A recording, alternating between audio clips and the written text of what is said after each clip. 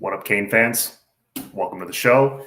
First of all, happy 4th of July to everybody. Happy belated 4th of July. Hope you guys enjoyed it, even with the crappy weather down here in Miami.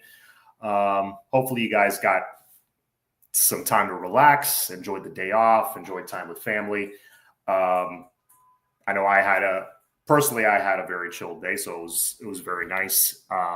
You may hear there's some passing showers, and I happen to be set up right next to a window that is not very soundproof, so excuse the thunder if you hear any. Kind of fitting because today's a big recruiting day nationally. A couple of big 4- and 5-star kids are announcing their commitment.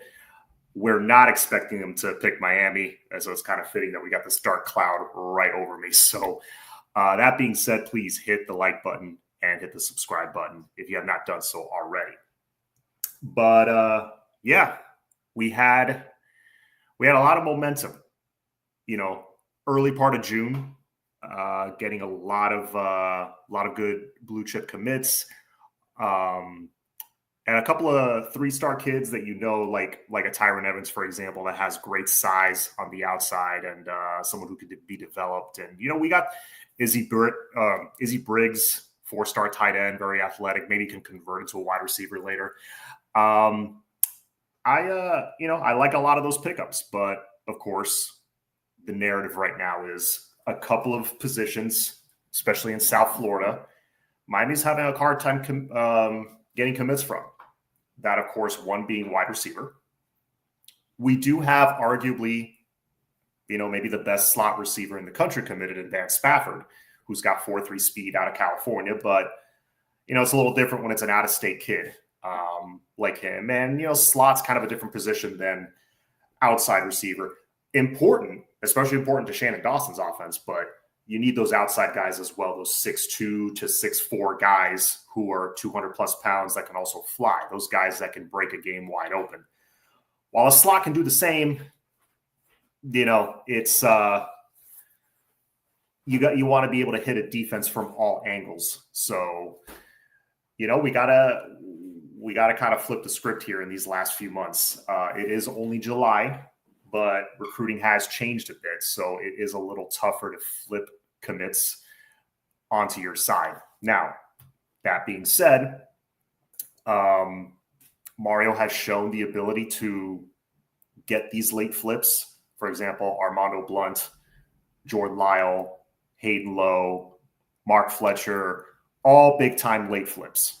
I think they were all December, actually, if I'm not mistaken. So Mario's shown the ability to do it, but as recruiting goes evolving and changing with each passing year, and this whole NIL thing goes evolving, I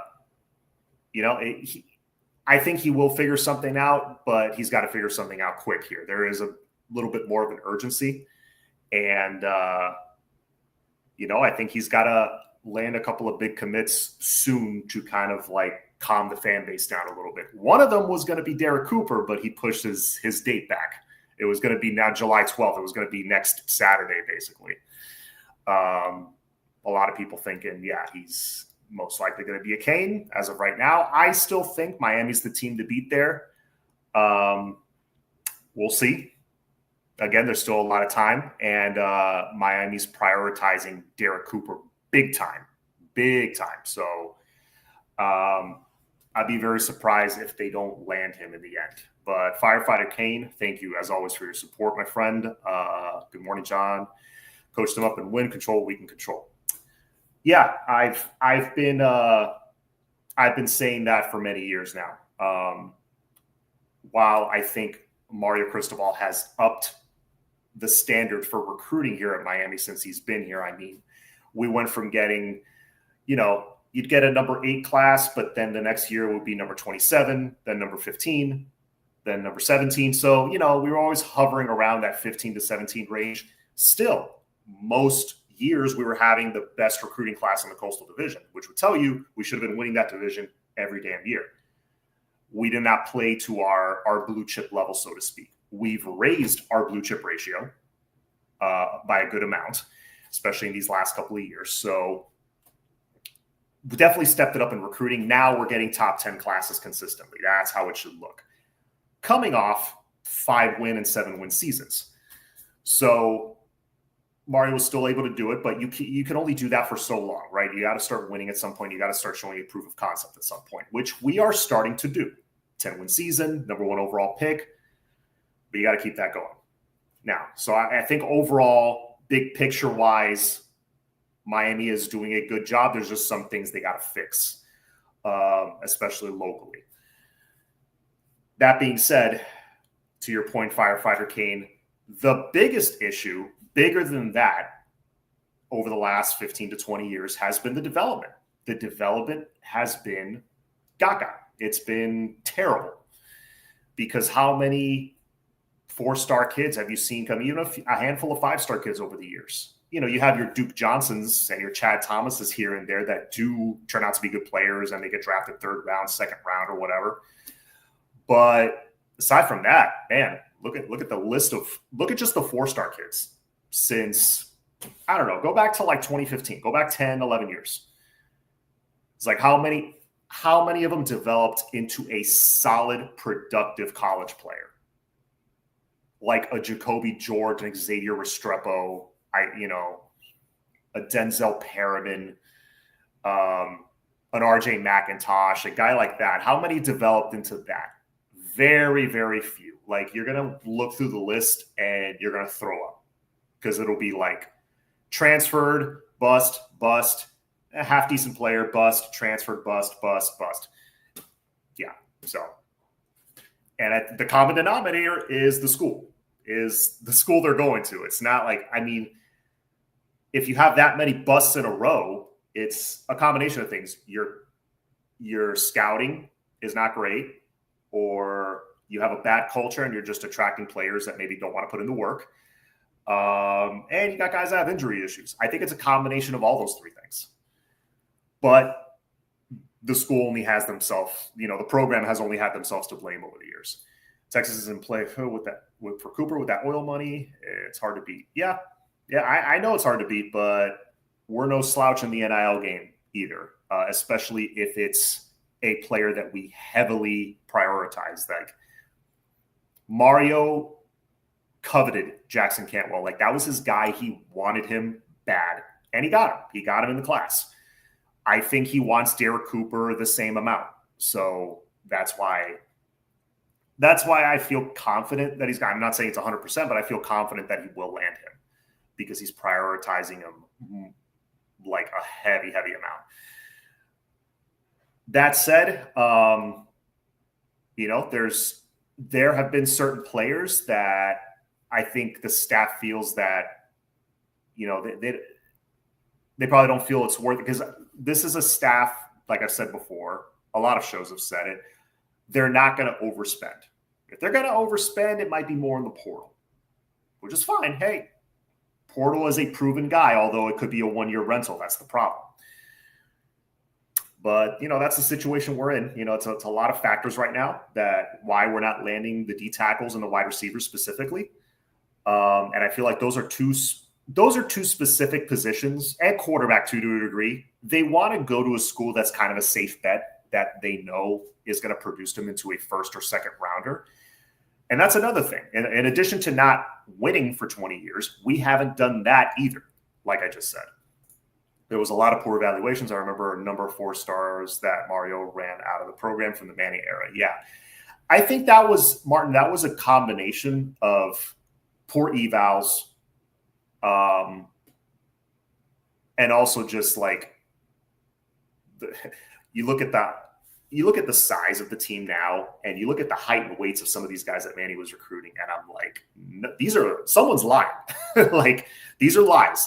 I looked at the size of the team 4 or 5 years ago and the size of the team now, it is like night and day different.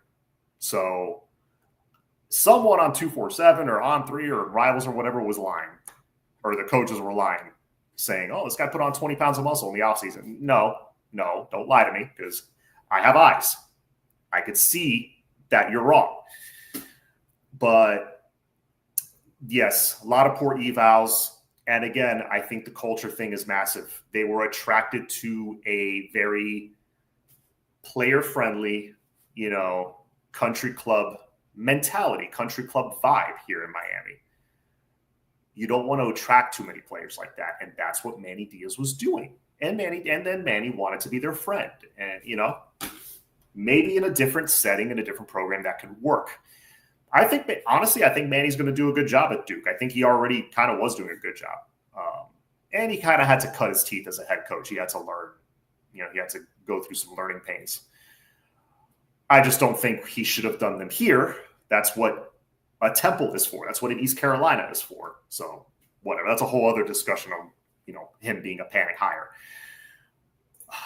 Rob, just give me Keys and Cooper and another D tackle. Hey, that's all three of those are a possibility. We're not done at D tackle.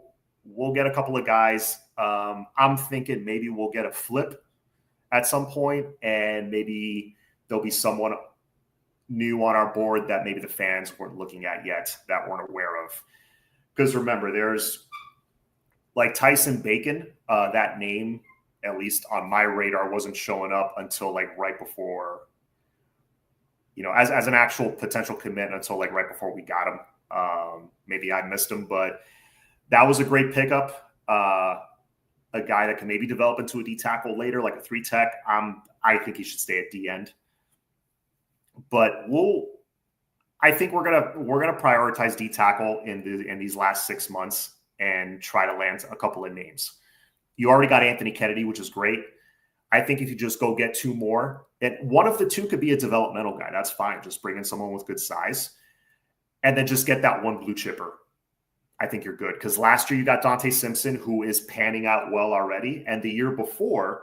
Actually, I have it written down here. The year before, you had Justin Scott 5-star, Artavius Jones 4-star, Armando Blunt 5-star.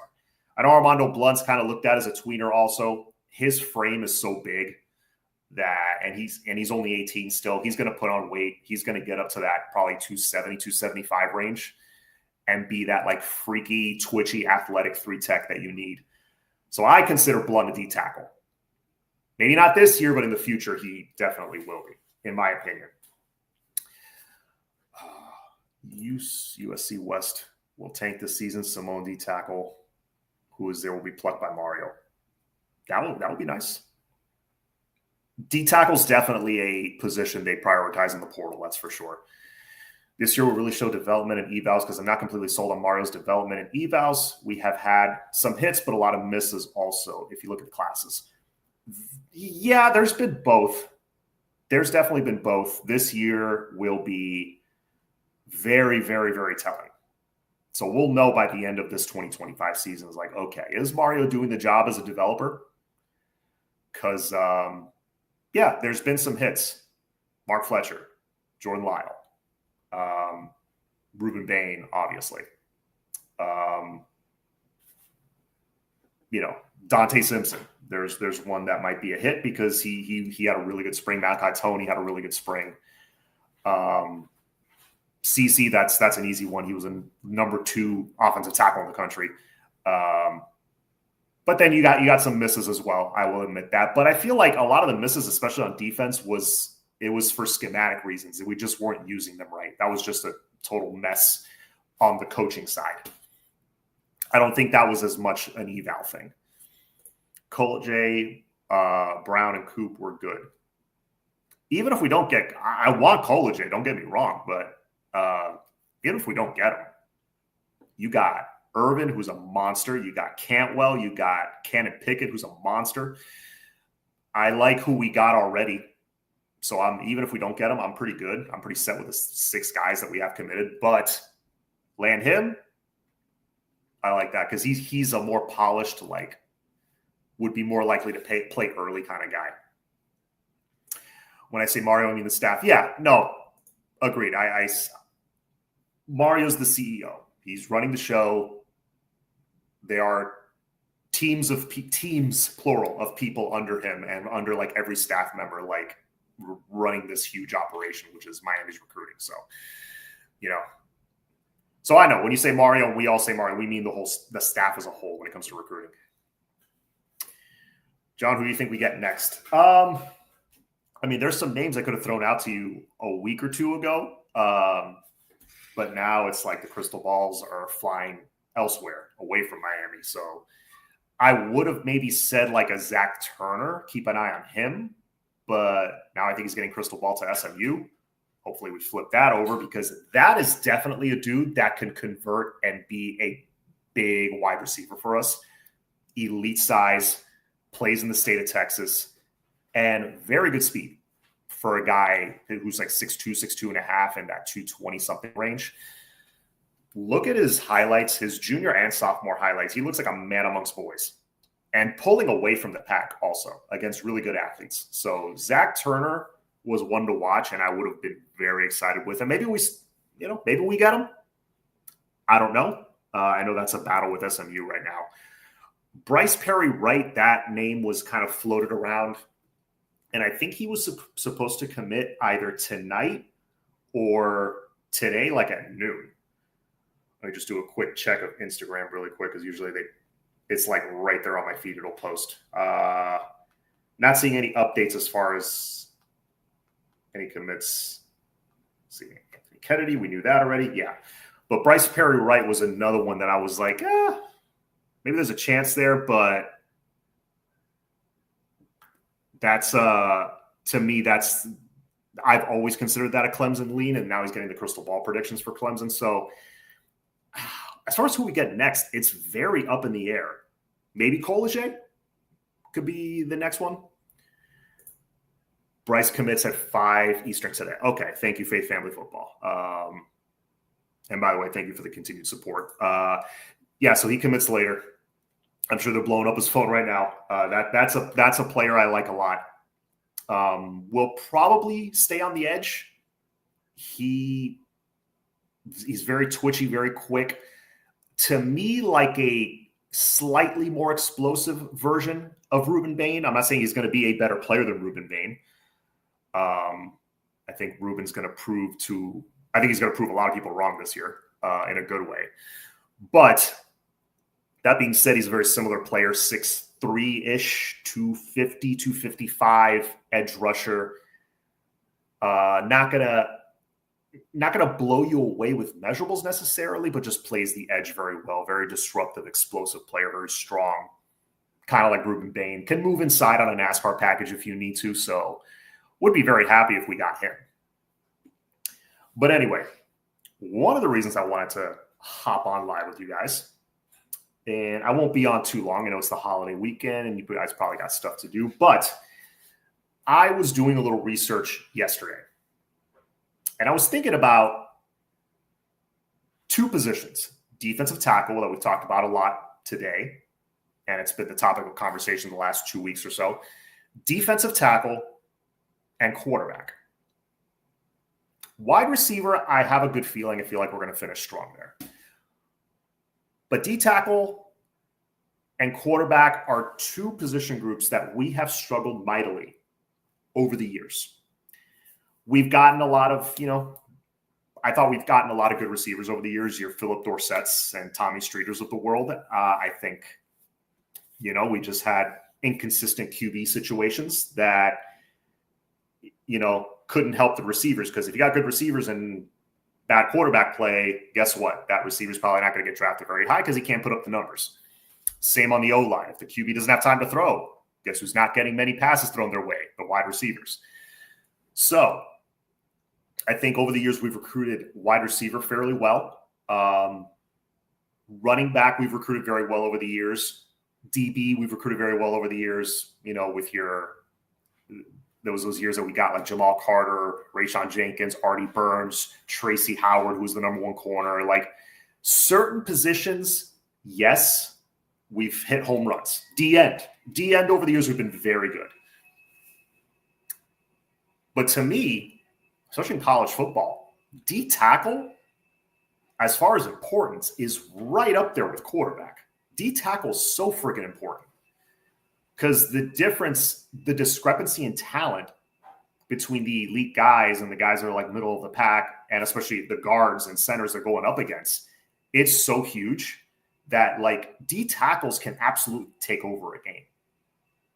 It's the talent discrepancy is obviously a lot closer in the NFL, so it's not quite It's more, they look more at edge rusher and linebacker and shut down corner at the NFL level. But man, D tackle, a common thread with the best teams in America.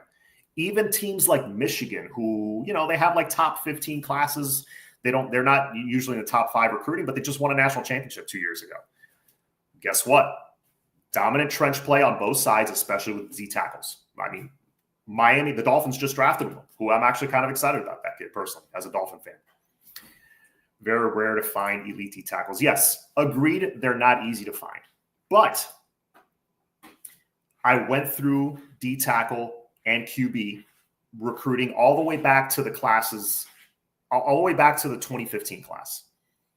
I did the research, so you don't have to. But if you want to fact check me, please go right ahead. I got this straight off 247, which gives you the 24/7 rank and the composite ranks. I went mainly off the composite ranks. I'm going to start with D tackle, and we'll see. Like, hey, are we not getting the talent? Are we not getting enough guys? Which I think that was a big issue. I don't think we were prioritizing the position enough. Are we getting good guys, but they were just busts? We're not developing them. I think it was a combination of all three, but let's go through it. So starting with 2015, I looked at that class, and I looked at that class on paper, just looking at the star ratings. You got 3 3-stars. Okay. One was ranked number 27 at his position. One was ranked number 42 at his position. The other one was ranked number 61. Now you think on paper, well, what is that? What are we doing? Let's keep in mind that was the class of 2015. That was Al Golden's final season. Okay. And if you look at 2 of the names, I want to give you the ratings first, but 2 of the names are RJ McIntosh and Kendrick Norton. So on that first class, I will give credit where credit's due. They got brought in, but really they got developed mainly by Mark Richt's staff, because just months later, 8-9 months later, whatever it was, Al Golden was fired after that blowout against Clemson. So they weren't really developed too much by the Al Golden staff. It was more Mark Richt's staff. Mark Richt came in, and I thought they did a hell of a job developing RJ McIntosh and Kendrick Norton, 2 3-star guys and 2, I thought, potential NFL D tackles. Both should have stayed one more year. I thought that's where we messed up with RJ and Kendrick Norton. So, but that first haul, 2015, all right, not bad. Then I go to the next year, 2016. We recruit Tyreek Martin, a 3-star D tackle, ranked number 51 amongst D tackles in America. Okay. I feel like you should get at least 2 D tackles every cycle. Okay. Why? Because most traditional defensive alignments, you have 2. It's a 4-3 defense. Traditionally, you got 2 D tackles. Whatever you have on the field is more or less what you should be recruiting each class, in my opinion. That could vary based on need, but let's say you got 2 D tackles on the field. Okay, get 2 D tackles every year. You got 2 safeties on the field, get 2 safeties. You got 1 tight end, go get 1 tight end every year, and so on. So you got Tyreek Martin in 2016, and that's it. No blue chip guys, no nothing, just 1 guy. Okay. Go to 2017. Jonathan Ford, 3-star D tackle, number 47 in his class among D tackles. All right, so that's the second year in a row we just get 1 guy. John Ford, 6'5", 300 pounds, did not really pan out though. I think he ended up getting drafted like late 7th round, or maybe he was undrafted, found his way into the NFL. But, I thought a guy with that body type should have developed a little bit more. Maybe that's on the coaching. What are you talking about? We just had the number 1 pick in Cam. Oh, this is responding to Jay saying, I disagree. Piss Poor can't even describe how bad our QB development has been, from Matoga, Martell, TVD to this. We have yet to have a QB to live up to their potential. I agree with you, Jay Singh. Aside from Cam Ward, that's different. That's a different situation. But But yeah, I agree with you, Jay Singh. And we'll go to quarterback now after I'm done with D tackle. You'll see. So Jonathan Ford. So that's 2 straight classes now, 16 and 17, that you only get 1 D tackle and it's a 3-star kid. All right. Then 2018, you had 3-star Jordan Miller, ranked number 76 as a D tackle. And you had Nesta Silvera, finally a blue chipper. After 4 straight seasons of no blue chip D tackles, you finally get Nesta. Number 3 D tackle in his class. All right. Nesta came in as a great talent, kind of had that Leonard Taylor thing. He was good in spurts. He wasn't consistent.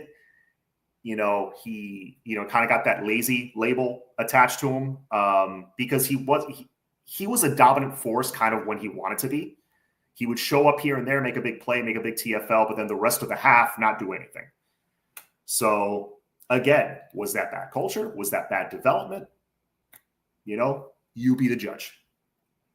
So that's now 1 class finally that we did bring in 2 guys and 1 blue chipper. All right. Then you go to 2019.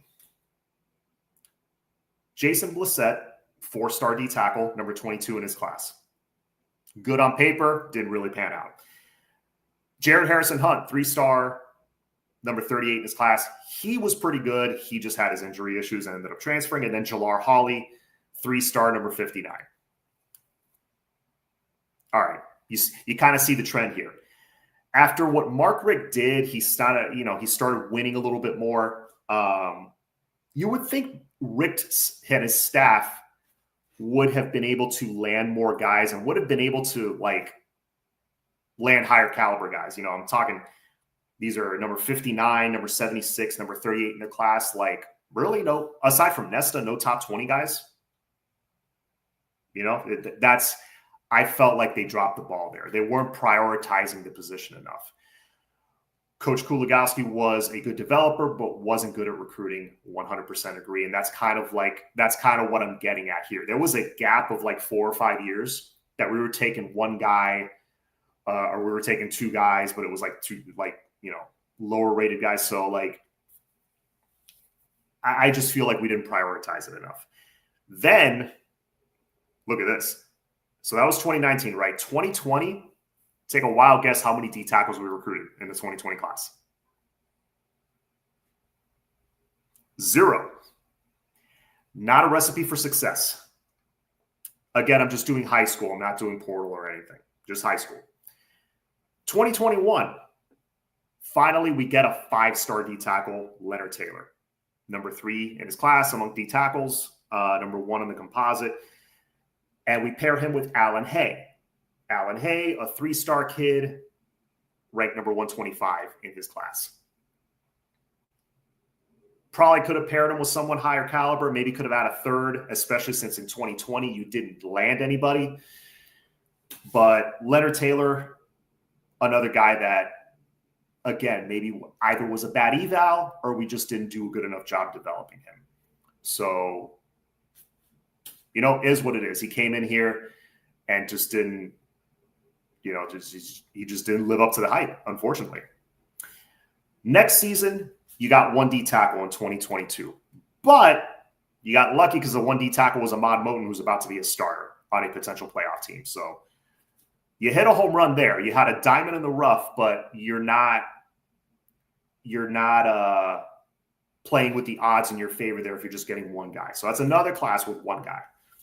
Then in 2023, again, 1 D tackle. Josh Horton, who's not with the program anymore. Then you go to 2024. This is more how it should look. 5-star Justin Scott, 4-star number 28 in his class, Artavius Jones, and 5-star number 8 in his class, Armando Blunt, who reclassed, so he's a little younger than everybody else, but still. 3 blue chip D tackles. That's closer to what it should look like every year. I'm not saying it should be that's stellar. That's a hell of a D tackle class. I'm not saying it should be that every year, but you should be getting at least in numbers 2 or 3 guys every season. Because just looking at that's 10 cycles, right? 1, 2, 3, 4, 5. So 5 out of 10 recruiting classes, you had 1 D tackle or 0 going back to 2015. You know, I'm no math expert, but I feel like if half the time you're getting 1 or 0 D tackles in your class, you're not playing with the odds in your favor. So that's kind of what I'm getting at here, at least on the D tackle side. We didn't get enough guys. And when we did get guys, it was guys, again, that were ranked outside of the top 50 at their position. Like you could at least get an extra guy or 2 in the top 30 at Miami. I feel like even then you could have, but that's my whole point there. I don't think we prioritized it enough. So that's D tackle. Again, hopefully that's changing now. Ready to throw up? Now look at quarterback. Let's go back to the 2015 class. So this is where I think, where's Jay Singh's cut? Yeah, this is where I agree with you, Jay Singh, and we're about to see it. Ja'Cory wasn't bad, yeah, but that's a long time ago already. Goldman had a decent amount of NFL guys. Crazy to think during this time we had imposed sanctions. Yep. Yeah, that 2013 team especially, Chicolo and Perriman and all those guys, you had a lot of NFL kids that just couldn't put it together on the field. QB has been horrific, yes, agreed. So let's start with 2015. Let's go back 10 years. Our quarterback, now, I've always been of the opinion you take 1 QB every cycle. Do your best to make it a blue chip guy. But if you can't, if it's, for whatever reason, maybe you had an off year, you have a couple off years, okay, then bring in a couple of quarterbacks. Make it so that it's more likely that if you get 2, maybe one of them hits. So in 2015, our recruit was Evan Sheriffs, 3-star recruit, number 54 quarterback in America. He was a career backup, maybe really didn't, I don't think he really played much at all that I remember. I remember him coming into that Pittsburgh game in 2017 that we lost, but that was it. 2016, 4-star Jack Allison. Hey, we were excited about that one, right? 4-star quarterback, top 10 in America. I was excited about Jack Allison. He didn't pan out. Cade Weldon, 3-star recruit in 2017, number 42 in America. He was a FSU legacy. His dad played there. But you also had N'Kosi Perry, 4-star, number 7 in America. He was the guy that Mark Richt wanted over anybody. I thought the coaching staff messed that one up. I just think they did a horrible job developing him. I got this feeling Russell is choosing Miami. And I think he's been giving misleading clues. Can you imagine? If that happens? The fan base will lose their mind. But no, I don't think he's coming here. Where was I? Oh yeah, N'Kosi Perry. So in 3 cycles, you get a couple of blue chippers. One didn't pan out at all. Again, development, injuries, whatever. And then you got N'Kosi Perry, who also maybe was a bad eval to a degree, but I thought you could have done a lot more with him. And I thought they just did him dirty while he was here.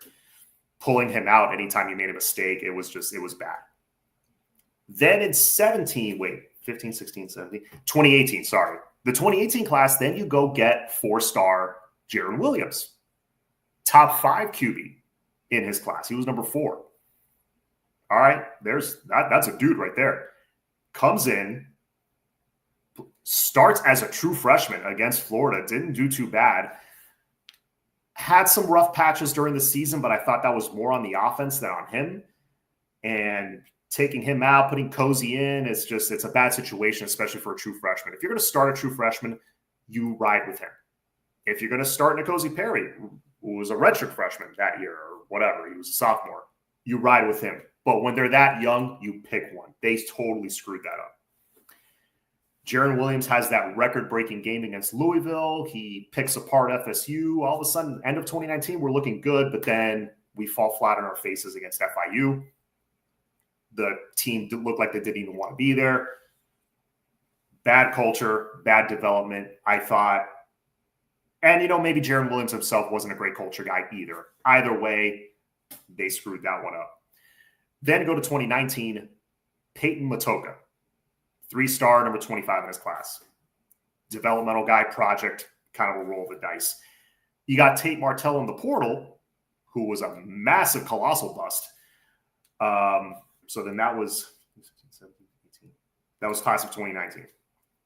Class of 2020, Tyler Van Dyke, 4-star, number 7 in his class. Blue chipper. Most schools that can develop well would be excited with a guy like that. That one, you can maybe blame the coaching staff a little bit. I feel like TVD, that one's a little bit more on him. That's more on the player, in my opinion. So he was a bust. He's not with the program anymore. You did get De'Ara King, had one great season, but then the next year got hurt in the bowl game. Then 2021, Jake Garcia. All right, so now you're starting to string together a few more blue chip guys. You had TVD, you had Jaron Williams, Jake Garcia. It's almost like almost every year you're getting one blue chip quarterback. So this is where I think, compared to D tackle, I think it was a little bit more of a recruiting problem at D tackle, whereas at quarterback, I thought there was a few years we were getting the guy, but just not turning him into anything. 4-star quarterback, top 10 in your class, that should pan out into a very solid P4 quarterback, and we haven't had that. Jake Garcia, I'm sorry, dude. I was rooting for him, and I still root for him. I hope he does well in life. I hope he does well. I think he just transferred. I forgot where he transferred to. I think this is his final year of eligibility. Jake, I mean, that was a mess. He just didn't pan out at all. I think that's a little bit of both recruiting, or a little bit of both development and the player himself. But he just was not in a good situation here. Jakari Brown, following year, class of 2022, again, another blue chipper. That's like what? 1, 2, 3, 4. That's 5 blue chippers in 6 years now. Okay, this one has to hit. Remember, he was drawing comparisons to Cam Newton and all that stuff. Jakari Brown, that was less on him, more on the coaching staff. I thought Jakari was a good young man, had good leadership skills. I thought the team liked him. Very raw, but you needed to bring Jakari into a good situation that he could really develop his tools. And we were not that. It was a horrible time for him to come here. And obviously he didn't get along with the current staff. There was, situation there, and he's gone now. So we screwed that one up. Then Emory Williams a couple of years ago. Of course, we got Cam as a transfer. And then this past season, you got Luke Nickel. So Luke Nickel would be 1, 2, 3, 4, 5, 6. Luke Nickel would be the 6th blue chip quarterback. Oh, Garcia's at Michigan now. Okay, thank you. Yeah, no, I hope it works out for him. But Luke Nickel would be the 6th blue chip quarterback in the last decade. So has the quarterback recruiting really been that bad? Or has it been that, no, it's been pretty solid. It's just we haven't turned them into anything. I think it's the latter, to be quite honest with you. Because the other day I was on the show, I was doing my show Tuesday, and someone brought up that, hey, QB recruiting's been lacking. And just going through my head really quick, I was like, yeah, no, you're right. It's been terrible. That's not what the numbers said. No, we've recruited not amazingly, but we've recruited solid, I thought, at the position. Taking at least one guy every year, and more than half the time, it's a blue chip guy. That's a top 10 in his class. But for whatever reason, there's something in the water here with the quarterbacks. For whatever reason, they just do not do well here. And the common denominator is the program. Luke Nickel, he's the most recent guy to come in. I thought he came in and did pretty admirable in the spring, because from what I heard and from what I was able to see, it's like, yeah, struggled early on, got a lot better as the spring went on. So, I think Shannon Dawson did a great job developing Clayton Tune, who was a guy that I don't think had a lot of great tools really physically, but he turned him into a guy that threw for 4,000 yards. Tank Dell did have something to do with that, but it was Dawson's offense too. I thought he turned him into a very solid, serviceable quarterback, a very solid P4 quarterback, when really you knew he probably wasn't going to have too much of a future at the next level.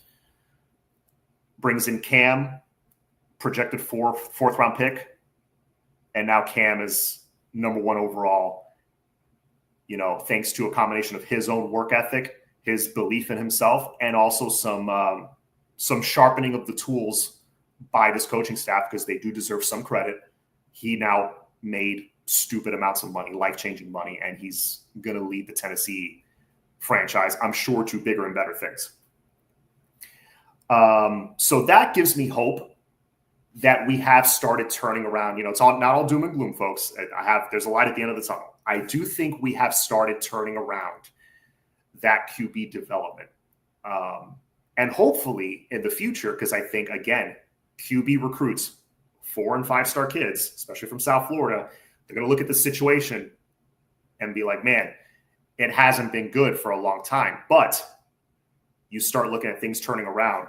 10-win season, number 1 offense in the country. If you can bring in a Carson Beck coming off an elbow injury, and he comes in and throws for 3,800 yards, let's say, and our offense is like top 10 in America, then kids are going to be like, oh, okay, I see a trend happening.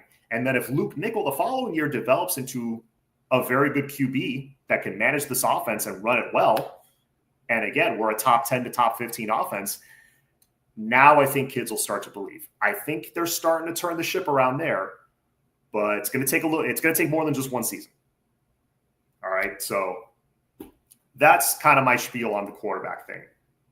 Development has been mierda. It's been terrible, but I think lately it's showing signs of turning around, and that's no surprise because I feel like Mario has done an amazing job making this a real program again.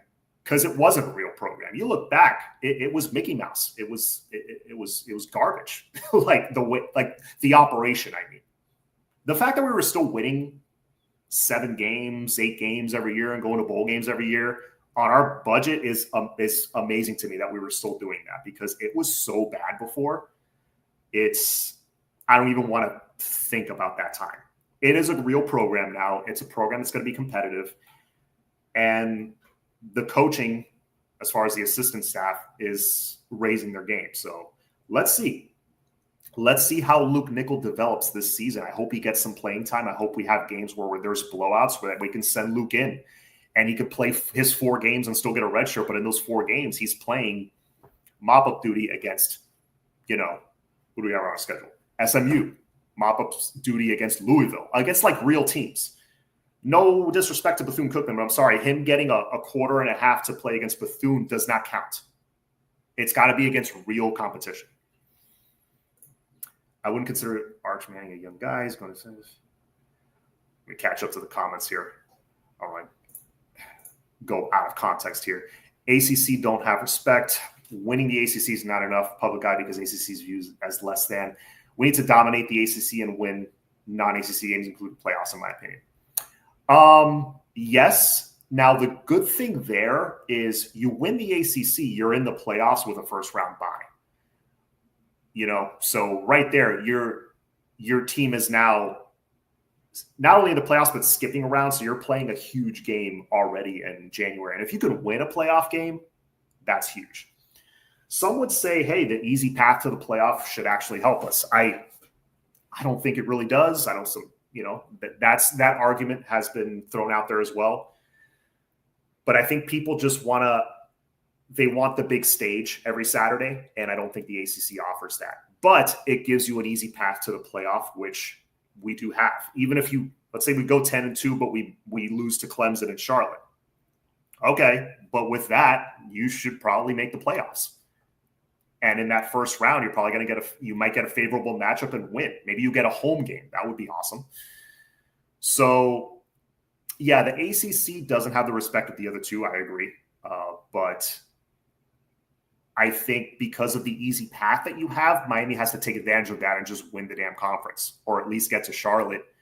You sneak into the playoffs that way. You get into the playoffs, the narrative really starts to change. But that's the thing. You gotta, when you're in an easy conference, you're right. You got to dominate the conference. Look at Clemson. Clemson, while in the ACC, and even FSU for a couple of years with Jimbo, while in the ACC, they were looked at as a respectable program because they were doing what they were supposed to do with that conference. They were dominating it. So yeah, I do agree with you. If we beat Notre Dame, Gators, and FSU, we have 10 wins. That's what the top recruits want to see. Dude, brother, if we beat Notre Dame, FSU, and Florida, that would mean we're 5-0 out of the gate. I know you got a couple of tough ones on the road later in the season, but man, 12-0 looks like a real possibility. If you can get out of those first 5 games 5-0, oh my God. I see more and more people saying that, hey, we could finish 10-2, 11-1 this year. People are starting to raise their predictions about Miami. I think part of that is because the news is getting out there that Carson looks healthy. He looks good throwing the ball. So I think people wanted to see that first. And I'm talking nationally.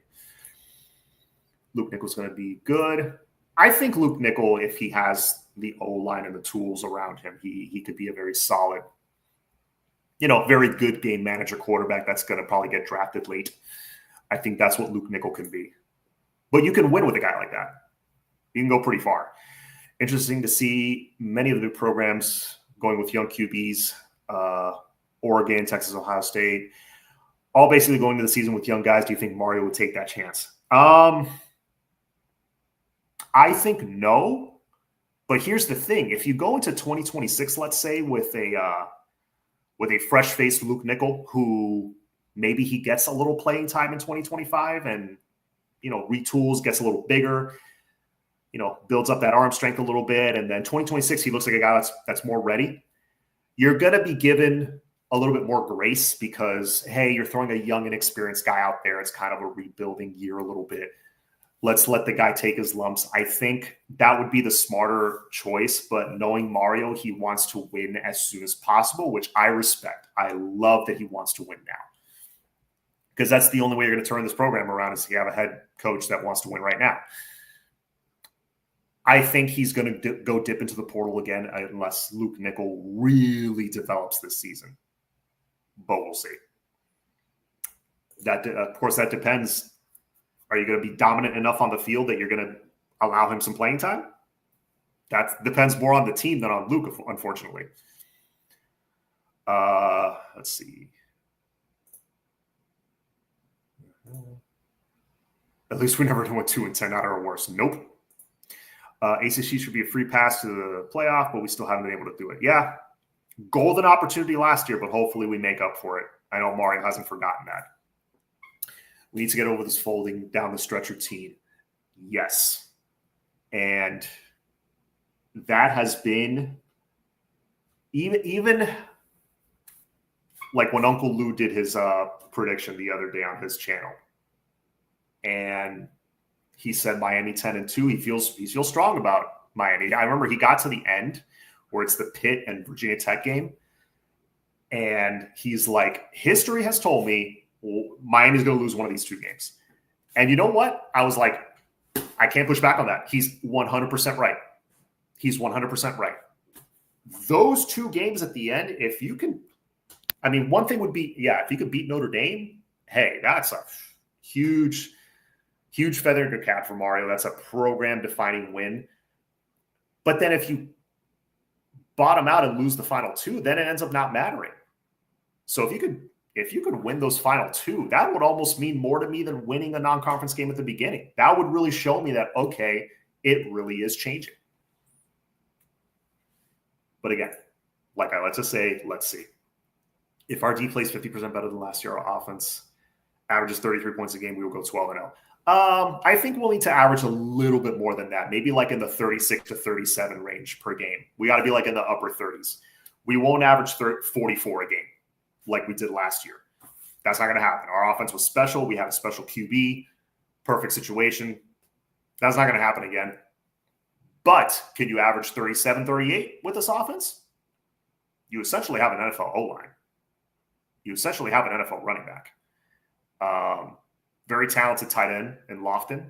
Very talented receiver in JoJo who just has to stay healthy, and he's an absolute playmaker. CJ Daniels, who I think will be playing on Sundays one day. I think you're solid and can definitely average in that upper 30s range. If you do that, then yeah, you could win 10, 11 games. Absolutely. Oh, why would you go out and get the number one QB in high school and pay him all that money when you didn't get a veteran QB very good and use that money at other places on the team? So, okay. So why would you spend all that money on a high school kid when you can spread the money around is what you're saying. Yeah, no, that's also true. But also, you could offer that money to a number one QB and they still might go to Ohio State or Alabama. It's like you may not even win that battle. But no, you're right. That's a good point. The only thing is when you go out and if you're talking about the portal, like getting a veteran QB every year, those cost a lot of money too. And having to spend that every year, it kind of becomes annoying. So if you get a Luke Nickel or a Darion Coleman and they're here for 3 years, but you got them those first couple of years, you got them on the cheap. Maybe you only have to pay up, because everybody's on a 1-year deal, let's be honest. If you maybe just have to pay up in that final year, you spent less, or maybe you spent the same overall, but you got 3 years out of them instead of just 1 year. That's the advantage. That is what was surprised by, but many of the schools are going younger. That was the best offense in the history of college football. It's stats-wise crazy to think even better than LSU that won the title. Yeah. But anyways, I think I'll cut it off there. I went almost an hour. I was planning on going half an hour, but I just went off on a tangent. But anyways, enjoy the rest of your weekend, guys. Please hit the like button and the subscribe button. Shout out to the Discord chat. Shout out to Team Miami Flow.